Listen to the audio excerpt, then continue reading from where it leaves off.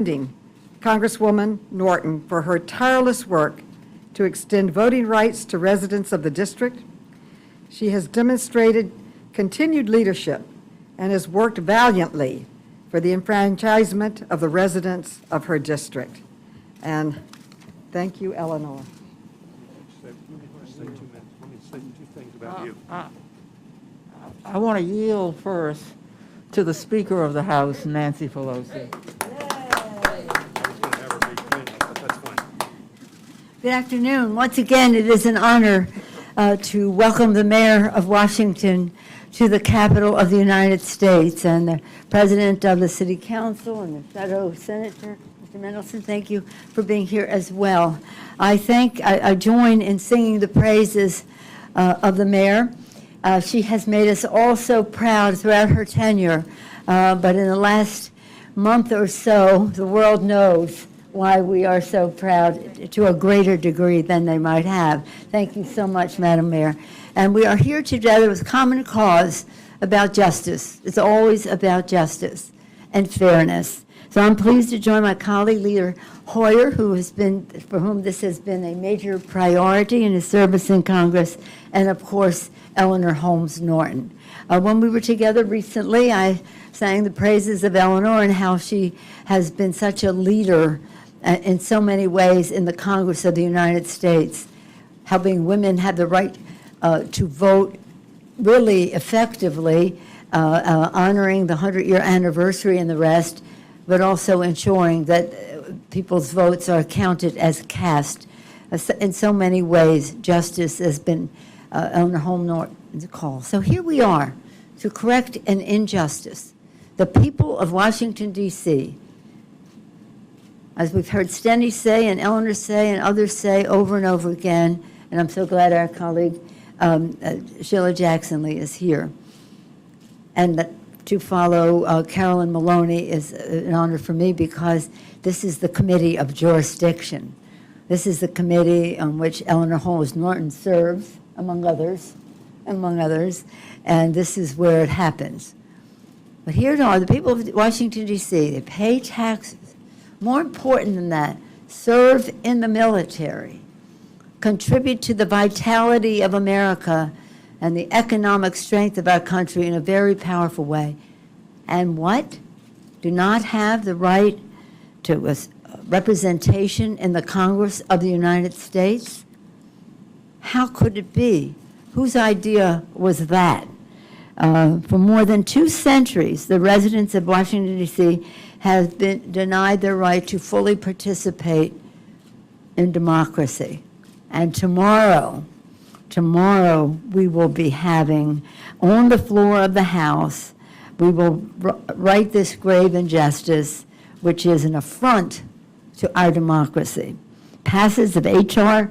51, I love the name, Washington, D.C. Admissions Act, will be historic and heroic, yes, and will take this strong step toward admitting the state of Washington, Douglas Commonwealth, into the Union. And it'll bring our nation closer to our founding ideals, which were to create equal and just representation in our country. And with that, I'm pleased to yield back to Eleanor Holmes Norton, made this day possible in so many ways. It probably will come as a surprise to you, mayors and representatives and the rest, that Eleanor Holmes Norton has been relentless, persistent, dissatisfied, and here we are. Which is to say she's been Eleanor Holmes Norton. I yield back. Thank you, Madam.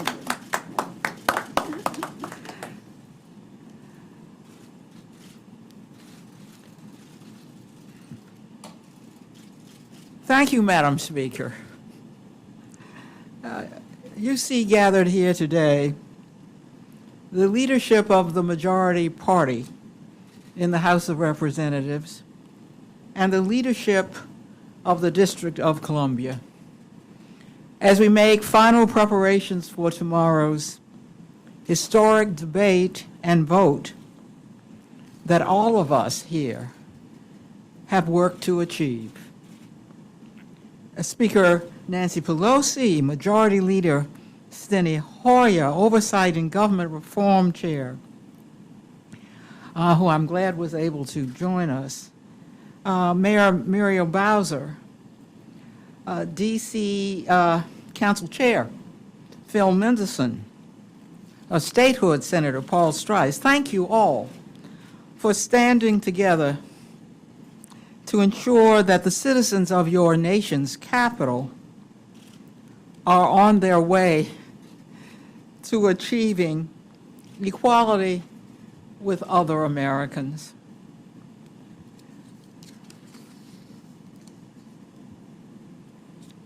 American citizens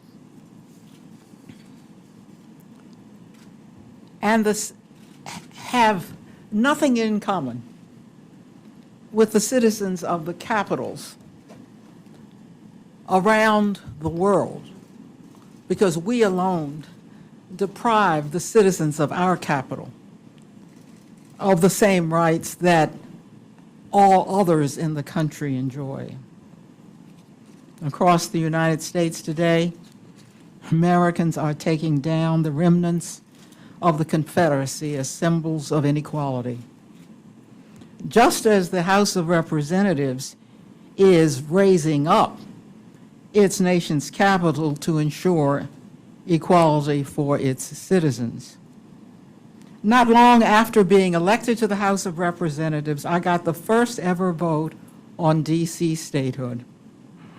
Even with my party in power then, I did not succeed because some Democrats opposed the bill. Today, however, Democrats from every section of the nation are united on the principle that equal responsibilities, such as paying federal taxes to support the nation and serving in the armed forces to defend it, demand equal rights in return. My service in the Congress has been dedicated to achieving equality for the people I represent, which only statehood can provide. My life as a third-generation Washingtonian has marched toward this milestone, mindful that my own family has never known equality in our own country.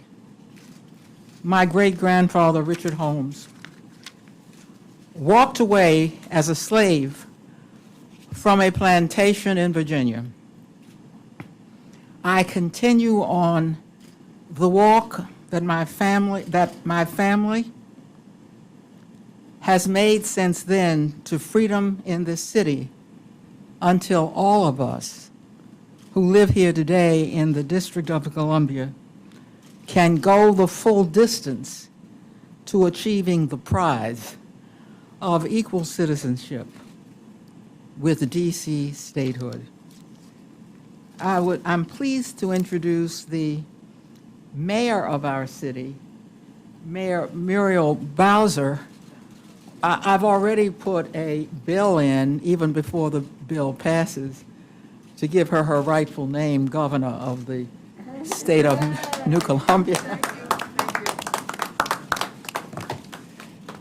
Well, good afternoon, everybody. I am so pleased to be here, and I want to thank you, Madam Speaker, for your wonderful hospitality, Leader Hoyer, Chairwoman Maloney, and of course, our Congresswoman Eleanor Holmes Norton for the many decades of hard work that she has done to get us here today.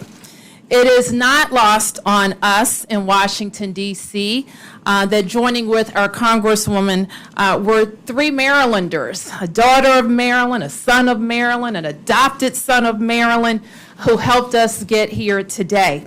I say frequently to residents of D.C., we love our folks from Maryland because, after all, they are our cousins.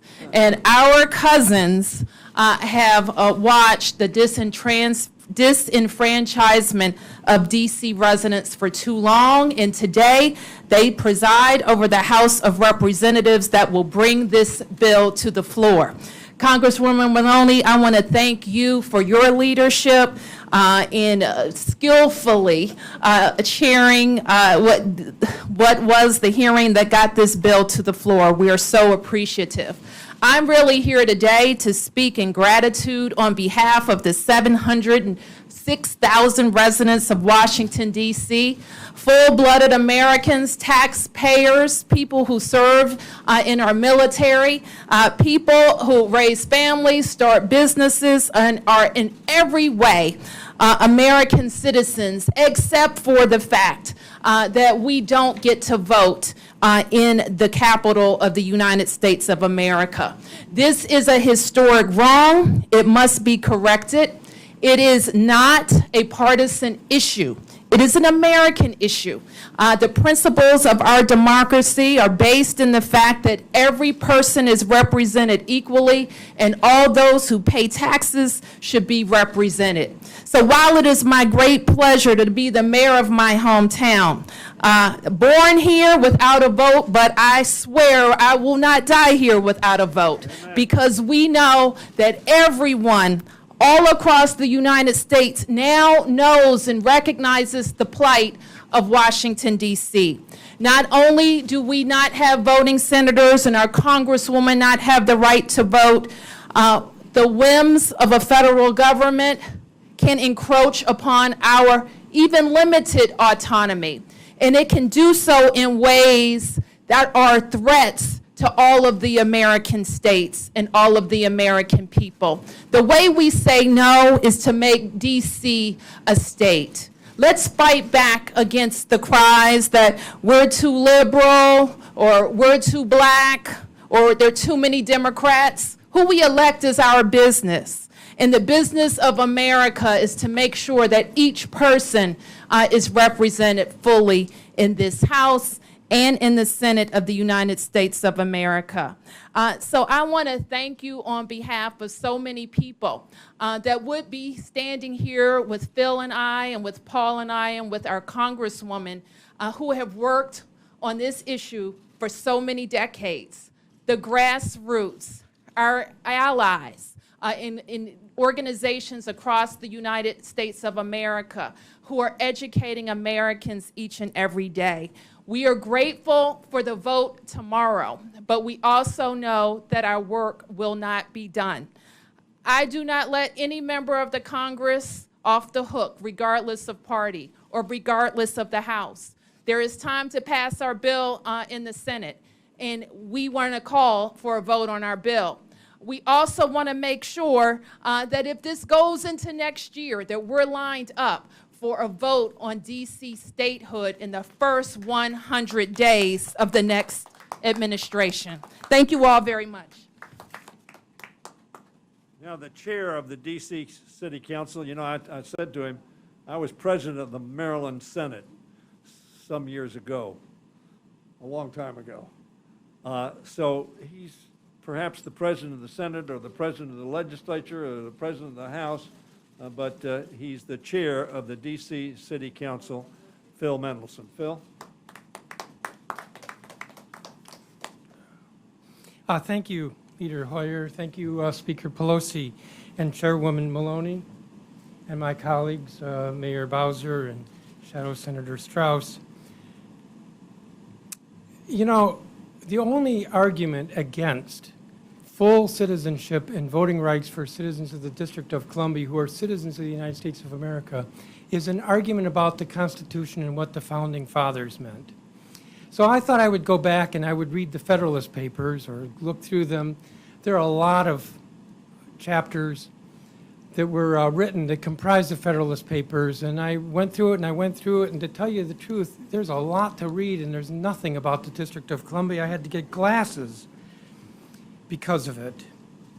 Nearly going blind, looking for discussion in the Federalist Papers about depriving the residents of the national capital of their citizenship, because you won't find it. You just won't find it. There's a lot of discussion in one paragraph about all these reasons why the district has to be separate, that we don't want one state to be favored or other states to be disfavored, or for the federal government to somehow be disadvantaged. But there's nothing about citizenship, about taking away the full citizenship of the residents, the citizens of the nation's capital. The Founding Fathers simply wanted a capital independent of the 13 sovereign states. And where we are today, of course, is nothing that they could have imagined 240 years ago. But where we are is that we have a nation's capital that's larger than 2 states, comparable in size to 2 other states. And yet they have a voting representative in Congress, 2 senators in the Senate, and we have none of that. I do want to acknowledge Eleanor Holmes Norton, without a vote, who does a remarkable job being our warrior on the Hill. Amen. But I am hopeful, and I am thankful to the leadership of the House for moving forward with this legislation for tomorrow. But I know that the debate is going to be painful, because the opponents are going to grasp at any argument. They will argue that we are too corrupt, because that was a convenient argument to make during the hearing last fall. It doesn't stick. We cleaned up our mess. It can't be a litmus test for statehood, because other states have had far, far worse situations. Or that we're too small, or that we're too urban, or that we're too reliant on a federal payment, even though we no longer get but the tiniest federal payment, less than 1% of our budget. We no longer get the federal payment that we used to get. Or it used to be that we're too inept. We can't run our finances, even though now we have the best finances of arguably any jurisdiction in the country, even in the current recession. Or the 3 twos, too liberal, too Democrat, too black. Those cannot be reasons to deny citizenship. They just can't be. The mayor said it right when she said that this is not a partisan issue, and yet I think we will see with the debate that it is a partisan issue, but it should not be a partisan issue, because citizenship should not be a partisan issue. As others have said, the United States of America, which I like to think is a beacon of freedom and democracy in the world, is the only free country where the national capital has no representation. H.R. 51 corrects that injustice. I'm fully supportive of it going forward, and I again thank the leadership for this. Thank you very much, Mr. Chair. Let me say about this political argument. Alaska and Hawaii were introduced into the Union in the same year. And almost everybody in Washington believed that Alaska would be a Democratic state. And they believed that Hawaii would be a Republican state. The opposite is true. So the constitutional framers, the Federalist Papers, nobody thought that states would be admitted on the basis of their politics. Rather, they would be admitted on the basic premise of their citizenship as Americans. And to consider other non-germane items in casting your vote is un-American. So I'm pleased to be here with all of you. And Madam Mayor, we're so proud of you. And you are right. Your representative is as effective as any representative, and she has one arm tied behind her back. Maybe both arms tied behind her back. But the Speaker and I are committed to getting this bill as law. Not just committed to getting it through the House. We're committed to getting it to be law. And as long as it takes us, we're going to take John Lewis's advice. We're going to keep our eye on the prize, which is statehood for the District of Columbia. Are there any questions before the Speaker leaves?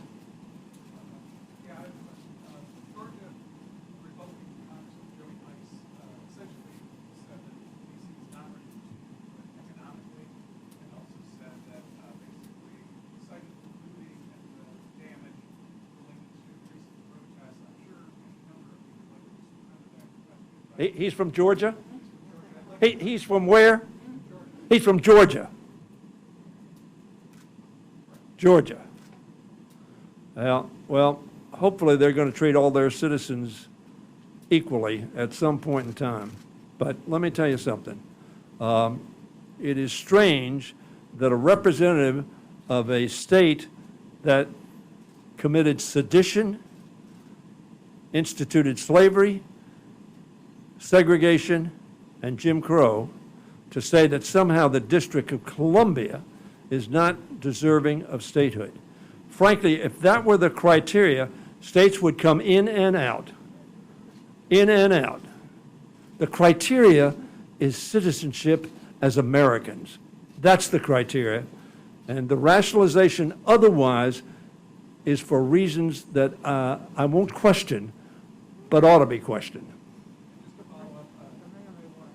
Anybody, the mayor, you want to? Mayor, you addressed the fact that the protests generated a lot of attention to D.C. and may have actually helped the cause in some respects in terms of getting the rest of the country to know about what's happening in the district. I wonder if you could address how that has maybe changed in the last week. Well, sure. Let me first address your earlier question about the district's finances. And I'm not an expert on Georgia's finances, but I do know mine pretty well.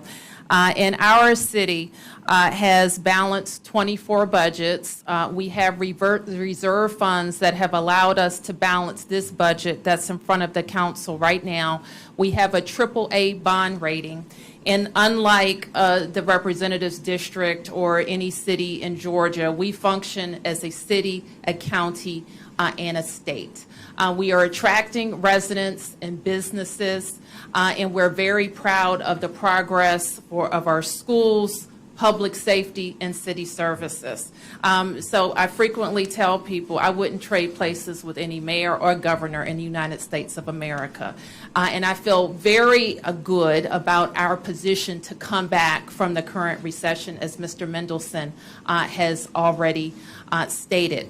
What is clear to me from the attention that Americans have paid to the district is something that we know already, that they don't really know, in a lot of cases, that we're different than they are.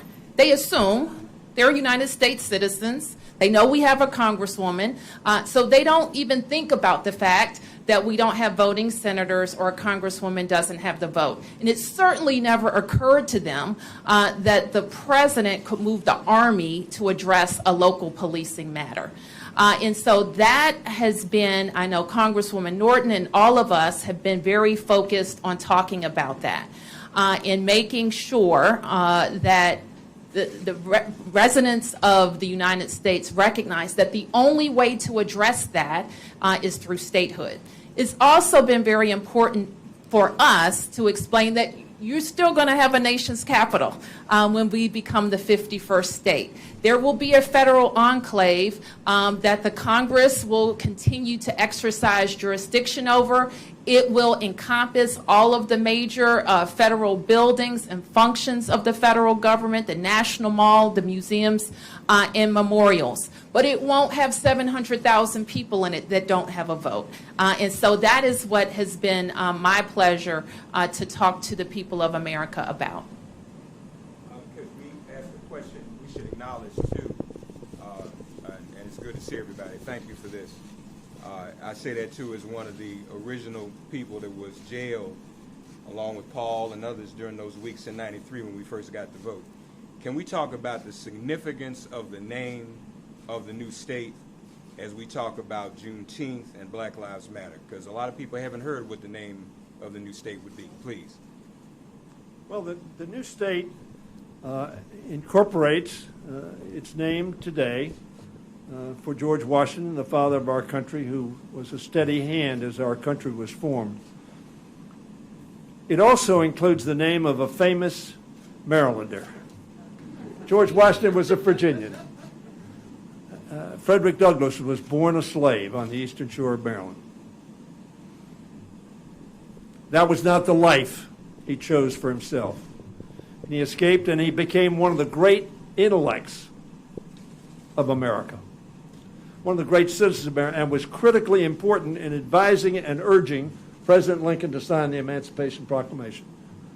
There is a picture, if you go into my conference room, of Frederick Douglass. And what an appropriate name. George Washington and Frederick Douglass joined together in support of citizenship. What an appropriate name, it seems to me. for the capital of America, to honor two of its citizens, one white, one black, but both committed to the Union and committed to the citizenship. Nancy will tell you Frederick Douglass was a great fighter for women's rights, not just African American rights, women's rights. Indeed, for everybody, life and citizenship mattering. And Frederick Douglass was one of the great spokespersons for Black Lives Matter. What a great name for a great part of our country, with great representatives. And I want to make it clear, Georgia's come a long way. The District of Columbia has had problems. Like every jurisdiction I know. Should we therefore remove them from the Union? Of course not. Should we include them in the Union as American citizens deserve to be? Of course. Full citizenship. Okay? Last question. Just curious, legislatively, if there's, obviously given the Senate's reluctance to even consider this, what some legislative middle ground might be, Congresswoman, perhaps a middle ground giving you the vote and the mayor more control over, law enforcement or the National Guard. Would that be an acceptable sort of endpoint legislatively? The question is there a middle ground? Let me speak about legislation that passes the House and how I've had to work on legislation going over to the Senate where we have no representation and often getting compromises of one kind or the other. The first thing to note is that if you look at the polls, they could change, but as I speak, they overwhelmingly favor Democrats taking over the Senate. That speaks loudly to everyone before you about the chances for this bill in the Senate. Speaking even more loudly are what the polls tell us about the President of the United States. The reason he's going around spreading coronavirus, I've never seen such irresponsibility on the part of even an ordinary citizen, much less an elected official, is that his poll numbers are so low that his presidency is threatened. So the first thing we ask you to do is to look at how the House operates. Indeed, the only thing happening in the Senate now is passing legislation that affects judges. But in time, there wouldn't be a United States of America if matters didn't pass. So we're not prepared to negotiate full representation in the House and the Senate, and we certainly can't give up taxation because that's going to happen anyway. We're open to any kind of reasonable compromise. It's never occurred to us what that compromise should be, but we think after the last election, even the Republicans would want to sit down and say, what can we do? So thank you for that question. Let me just, if I can add to that, just partial citizenship is not an option. Partial citizenship is not an option. We can't deal away the rights of an American simply because they live in the District of Columbia. The option is to recognize 706,000 people as full and equal citizens of the United States of America with voting rights in the capital, in their parliament. And that's where I think we ought to go. Speaker? Okay. I listened carefully to your question, and it occurred to me that we are in the middle ground. That's where we are. And I didn't indulge in going into my family history, but when I was born, my father was a member of Congress from Baltimore, and he was the chair of the District of Columbia Appropriations Subcommittee. And as such, he was deemed the mayor of Washington because that committee made so many decisions for the city of Washington with no real reason to do so because it was the Congress of the United States, not the city government. And he was a big believer in home rule. So that's why this issue is so in my DNA, just something we will continue to fight for until the fight is won. He was a big believer in home rule, and then all of a sudden, you're too young, but there wasn't a mayor. And then there was a mayor, and we've come down a path. And the next step is statehood for Washington, Frederick, Douglass State. So this is the middle ground. We've come a long way in this, right, Mayor? So, thank All you. right. Keep our eye on the prize.